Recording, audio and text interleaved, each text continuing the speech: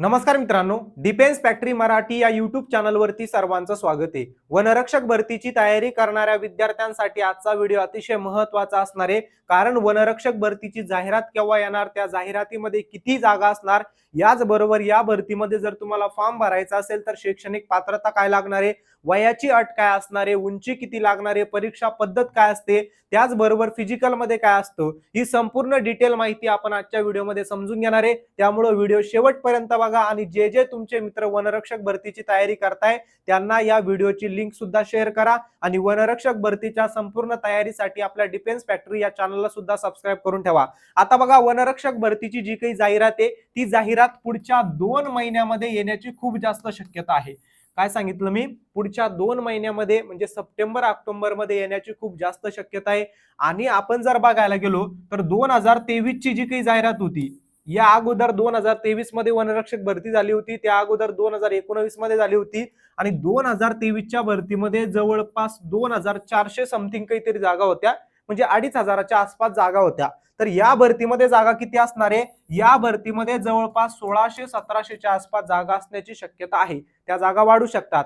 2025 चा जो की आकृतीबंध होता त्यामध्ये 799 का काहीतरी जागा, 700 ते 900च्या दरम्यान जागा या रिक्त दाखवल्या होत्या, पण तो 2025 फेब्रुवारी मार्चच्या आसपासचा आकृतीबंध होता। त्यानंतर आता 2026 चा जुलै ऑगस्ट महिना चालू आहे, म्हणजे या जागा या ठिकाणी 100% वाढलेले असणारे 1600 जागा येऊ शकतात, 1700 येऊ शकतात, 2000 येऊ शकतात। पण ऍक्च्युअल आपल्याला केव्हा कळणार आहे, जेव्हा जाहिरात येणार तेव्हा आपल्याला ते कळणार आहे। आता बरेच मुलं किती दिवसापासून जाहिरातीची वाट बघताय, कारण वेगवेगळ्या माध्यमातून तुमच्या लक्षात आलं असेल की जाहिरात येणार आहे आणि जाहिरात येणार हे 2024-25 पासून चाललेलं आहे। 1.5-2 वर्ष उजाडून गेले पण अजून जाहिरात आलेली नाही। पण लक्षात ठेवा, जाहिरात काही गाजावाजा करत येत नसते। जाहिरात आली तर डायरेक्ट पुढच्या 2 दिवसात येऊन जाऊ शकते, 15 दिवस सुद्धा लागू शकतात, 2 महिने लागू शकतात, ठीक आहे। पण तुमचा जो की अभ्यास आहे तो परिपूर्ण पाहिजे, म्हणजे तुम्हाला परीक्षेमध्ये 120 पैकी 110 गुण आणि फिजिकल मध्ये 16 आपली जी काही 5 किलोमीटर रनिंग असते त्या रनिंग मध्ये 80 पैकी 70-72 असे मार्क येत असतील तर त्यावेळेस आपला तो कॉन्फिडन्स पाहिजे की जाहिरात आताच्या आता आली पाहिजे म्हणून। पण जाहिरात जेवढी लेट होणार आहे तेवढाच तुम्हाला अभ्यासाला वेळ मिळणार आहे, त्यामध्ये थोडंसं तुमचं नुकसान होणार आहे। काय नुकसान होईल की बाबांनो, तुम्ही इतक्या दिवसाचं त्या ठिकाणी तयारी करताय, तुम्हाला अजून जास्त तुमचे मार्क वाढण्यामध्ये फायदा होणार आहे, तयारीमध्ये फायदा होणार आहे। पण नुकसान नेमकं कोणतं होणार, तर वेगवेगळ्या जबाबदाऱ्या तुमच्याकडे असतो, तुम्ही एक त्या ठिकाणी टाइम टेबल बनवलेला असतो की या लिमिट पर्यंत मला अभ्यास करायचा आहे, तोपर्यंत मला सरकारी नोकरी मिळवायची आहे, कोणीतरी आस लावून त्या ठिकाणी बसलेले, म्हणजे असे वेगळे नुकसान होऊ शकतात। पण जेवढा वेळ मिळाला तेवढा तुमच्यासाठी चांगलाच आहे, कारण भरती होऊन गेली आणि त्या भरतीमध्ये तुमचं सिलेक्शन नाही झालं तर पहिला शब्द तुमच्या मनात हाच असतो की अजून थोडा वेळ मिळाला असता तर या भरतीमध्ये 100% सिलेक्शन झालं असतं। म्हणून जाहिरात लवकर येण्याची शक्यता आहे, थोडी लेट जरी झाली तरी तुम्हालाच अभ्यासाला वेळ मिळणार आहे, असं समजून आपली तयारी चालू ठेवायची। आता ही जाहिरात कधीच येणार नाही असं आहे का, जाहिरात 100% येणार आहे आणि लवकरात लवकर येणार आहे, ठीक आहे। बघा, आणि या जाहिरातीमध्ये जागा सुद्धा किती असतील त्याबद्दल सुद्धा आपण बोललेलो आहे। आता याकडे तुम्हाला लक्ष द्यायचं की पात्रता काय असणार या भरतीमध्ये जर फॉर्म भरायचा असला तर पात्रता असते बघा 12वी पास।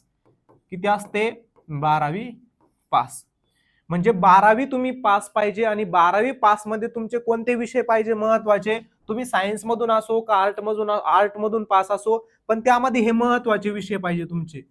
एकतर विज्ञान विषय तुम्ही पाहिजे 12वी मध्ये घेतलेला, किंवा गणित हा विषय पाहिजे, किंवा भूगोल हा विषय पाहिजे, किंवा अर्थशास्त्र हा विषय पाहिजे। या 4 पैकी एखादा विषय जर तुम्ही घेतलेला असेल 12वी मध्ये तर तुम्ही 100% त्या ठिकाणी फॉर्म भरू शकतात वनरक्षक भरतीला, ठीक आहे। अशी 12वी साठी पात्रता असणार आहे। आणि यामध्ये जर आपण बघायला गेलो तर एसटी चे जे काही कॅन्डिडेट आहे, एसटीच्या मुलांना आणि मुलींना 10वी पास एवढी पात्रता लागणार आहे। किती, 10वी पास पात्रता लागणार आहे।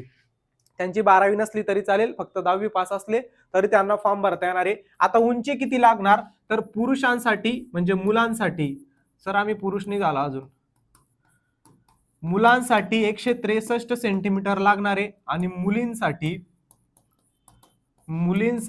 150 सेंटीमीटर लागणार आहे। आलं लक्षात, म्हणजे ज्यांची उंची कमी आहे त्यांना सुद्धा वनरक्षक भरतीमध्ये सिलेक्शन मिळवण्याचा खूप जास्त चान्स असणार आहे. यामध्ये मुलांसाठी 163 सेंटीमीटर उंची आणि मुलींसाठी 150 आहे. एसटी कॅटेगरीचे जे काही विद्यार्थी आहे त्या विद्यार्थ्यांसाठी 152.5 सेंटीमीटर उंची लागणार आहे.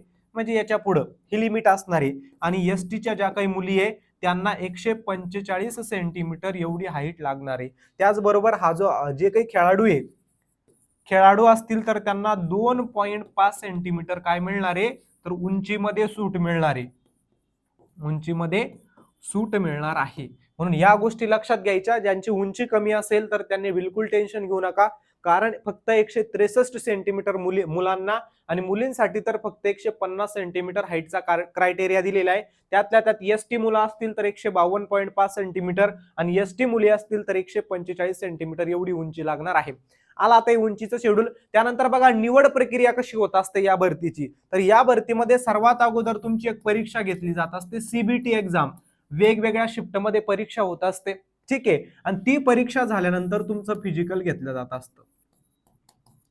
म्हणजे 120 गुणांची परीक्षा असते आणि 120 पैकी 80 असेल, 82 असेल, 70, 75 असेल त्याच्यावरती कट ऑफ लावला जात असतो फिजिकलसाठी.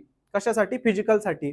पण हे जे काही फिजिकल असतं ते फक्त क्वालिफाईंग असतं. तुम्हाला त्या मिनिटामध्ये क्वालिफाईंग म्हणतो, फिजिकलला 80 गुण असतात. किती गुण असतात? 80 गुण फिजिकलला असतात. क्वालिफाईंग नसते, एवढं लक्षात ठेवायचं. म्हणजे एकूण 200 गुणांपैकी तुमचं फायनल मेरिट लिस्ट लागत असतं. परीक्षा 120 गुणांची, फिजिकलला 80 गुण असतात. मग हे 80 गुणांची विभागणी कशा प्रकारे असते ते पण मी तुम्हाला सांगणार आहे. त्यानंतर मग काय जे असेल तुमचे डॉक्युमेंट व्हेरिफिकेशन, मेडिकल तर नॉर्मल असतं. अशा पद्धतीनं ही पूर्ण सिलेक्शन प्रोसेस वनरक्षक भरतीची असते. आता परीक्षेमध्ये काय काय असतं तुम्हाला, तर इंग्रजी हा विषय असतो बघा. इंग्रजी विषय असतो, मराठी विषय असतो, त्यानंतर बुद्धिमत्ता हा विषय असतो. यामध्ये गणित जास्त विचारलं जात नाही, गणिताचे 1-2 प्रश्न विचारले जात असतात. आणि चौथं असतं जीके. आता याच्यामध्ये 15 प्रश्न इंग्रजीचे, 15 मराठीचे, 15 बुद्धिमत्ताचे, 15 जीकेचे आणि प्रत्येक प्रश्नाला 2-2 गुण मिळत असतात. म्हणजे प्रत्येक विषयाचे गुण किती झाले? 30-30 गुण झाले. आणि निगेटिव्ह मार्किंग सुद्धा नसते. मग जो कट ऑफ जास्त लागत असतो ना त्याच्या मागचं कारण हेच असतं की प्रत्येक प्रश्नाला 2 गुण असतात आणि कोणतीही निगेटिव्ह मार्किंग त्या परीक्षेमध्ये नसते. म्हणजे 120 गुणांची परीक्षा होत असते. किती गुणांची? 120 गुणांची परीक्षा त्या ठिकाणी होत असते. एकूण 60 प्रश्न विचारले जात असतात. तेवढं लक्षात ठेवायचंय. निगेटिव्ह मार्किंग या भरतीमध्ये नसती. यामध्ये बुद्धिमत्तामध्ये जे 15 प्रश्न आहे, 15 पैकी फक्त 2 ते 3 प्रश्न गणिताचे आले तर येतात, ते पण सिलेक्टेड टॉपिक वरती. म्हणजे जे काही सिम्प्लिफिकेशन वगैरे असेल त्याच्यावरतीच एखादा 2 प्रश्न आला तर येतो, पण पूर्ण प्रश्न हे बुद्धिमत्ताचे असतात. जीके मध्ये 15 पैकी 3 ते 4 प्रश्न हे वन संबंधित जी माहिती आहे समजा त्याच्यावरती, पर्यावरण संबंधित जी माहिती आहे त्यावरती विचारले जात असतात. मग अशा पद्धतीने एक्झाम पॅटर्न तुमचा परीक्षेचा असतो. परीक्षा झाल्यानंतर तुमचं फिजिकल होत असतं, ठीक आहे. फिजिकल मध्ये मुलांसाठी 5 किलोमीटर रनिंग असते आणि मुलींसाठी 3 किलोमीटर एवढी रनिंग असते. आणि या 5 किलोमीटरला 3 किलोमीटरला 80 गुण असतात. पण त्याच्यासाठी टाइम असतो की बाबांनो तुम्ही 17 मिनिटाच्या आत आले तर तुम्हाला पैकीच्या पैकी मार्क त्या ठिकाणी मिळणार आहे. त्याचा सुद्धा तुम्हाला पॅटर्न सांगतो, अशा पद्धतीने असतो. म्हणजे 17 मिनिटे किंवा त्यापेक्षा कमी वेळेमध्ये तुम्ही आले तर तुम्हाला पैकीच्या पैकी गुण मिळणार आहे. काय होणार आहे तर तुम्हाला त्या ठिकाणी पैकीच्या पैकी गुण मिळणार आहे. 17 मिनिटापेक्षा जास्त परंतु 18 मिनिटे किंवा त्यापेक्षा कमी, 17 आणि 18 मिनिटेच्या दरम्यान जर तुमचा टायमिंग आला तर तुम्हाला 70 गुण मिळणार आहे. अशा पद्धतीने 18 मिनिटापेक्षा जास्त परंतु 19 मिनिटापेक्षा कमी 60 गुण. म्हणजे गुण कमी कमी होत जातात, जशी इकडं मिनिटं कमी कमी होत जात असतात. मग अशा पद्धतीनं तुम्हाला गुण मिळणारे. 30 मिनिटामध्ये 5 किलोमीटर धावू न शकणारा पुरुष उमेदवार भरती प्रक्रियेतून बाद होईल. म्हणजे 30 मिनिटांमध्ये जर तुम्हाला 5 किलोमीटर कंप्लीट नाही करता आलं तर तुम्ही भरतीमधून बाद होणार आहे. 29 मिनिटापेक्षा जास्त परंतु 30 मिनिटे किंवा त्यापेक्षा कमी तर 0 मार्क मिळणारे, ठीक आहे की नाही. म्हणजे सगळा जो काही खेळ असणार आहे महत्वाचा तो मग तेव्हा परीक्षेवरती असणार. परीक्षेचे 120 गुण आणि या ठिकाणी फिजिकलचे 80 गुण, एकूण 200 गुणांवरती तुमचा फायनल मेरिट लिस्ट लागणार आहे. मुलींसाठी अशा पद्धतीनं 3 किलोमीटरला किती गुण असतात? 80 गुण असतात. 12 मिनिटे किंवा त्यापेक्षा कमी वेळेमध्ये 3 किलोमीटर कंप्लीट केलं तर त्यांना 80 पैकी 80 गुण मिळणारे. 12 आणि 13 मिनिटाच्या आतमध्ये टायमिंग आला तर 70 मार्क मिळणार आहे. अशा पद्धतीनं मार्क कमी कमी होत जातात, टायमिंग सुद्धा कमी कमी होत जातो का वाढत जातो. टायमिंग वाढला तुमचा तर इकडं मार्क कमी कमी होत जाणार आहे. बघा अशा पद्धतीनं ठीक आहे. तर अशा पद्धतीनं तुम्हाला काय करायचंय, 25 मिनिटामध्ये 3 किलोमीटर धावू न शकणारी महिला उमेदवार भरती प्रक्रियेतून बाद होणार आहे. काय होणार आहे? बाद होणार आहे. आलं लक्षामध्ये. अशा पद्धतीनं तुमचा हा जो काही फिजिकलचा पॅटर्न असणार आहे तो पण समजून घ्यायचा आहे. तुमचा टायमिंग बघायचा आहे की सध्या 5 किलोमीटरचा टाइम किती येतोय. ज्यांची रनिंग चांगली असणार आहे त्यांच्यासाठी वनरक्षक भरतीमध्ये खूप छान त्या ठिकाणी सिलेक्शन मिळवण्याची संधी असणार आहे. ठीक आहे. अशा पद्धतीने ही संपूर्ण भरती प्रक्रिया होत असते.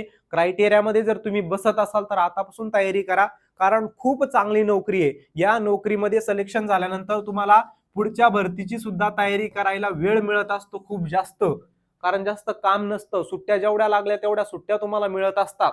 तुम्ही बघा तुमच्या आसपासला कोणीतरी वनरक्षक झालेला असेल तर त्यांची जी काही त्या ठिकाणी दिनचर्या असते ती कशा पद्धतीने असते, त्यांना सुट्ट्या किती मिळत असतात, खूप चांगल्या पद्धतीने स्पेशल व्हिडिओ आपण त्याच्यावरच बनवणार आहे की वनरक्षक झाल्यानंतर तुम्हाला सुट्ट्या किती मिळत असतात, कोणकोणत्या सुविधा मिळत असतात, त्याचबरोबर अभ्यासासाठी वेळ मिळतो का नाही मिळतो, प्रमोशन कसं होत असतं, सॅलरी कसं मिळत असतं. सॅलरी तर यांची हळूहळू हळूहळू त्या ठिकाणी वाढणार आहे. अशा पद्धतीनं संपूर्ण वनरक्षक भरतीची प्रक्रिया होत असते. जर तुम्हाला अजून वनरक्षक भरतीबाबत कोणतीही अडचण असेल, डाऊट असेल तर तुम्ही कमेंटमध्ये विचारा.